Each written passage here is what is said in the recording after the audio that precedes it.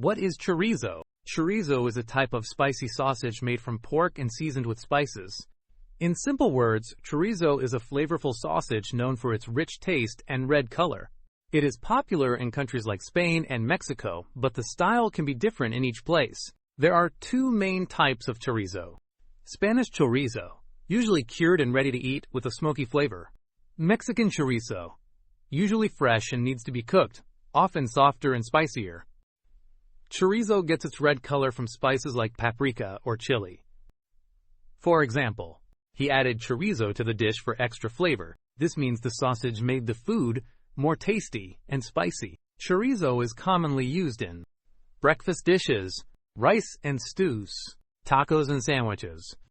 For example, chorizo is often used in tacos in Mexico. Here are some more example sentences.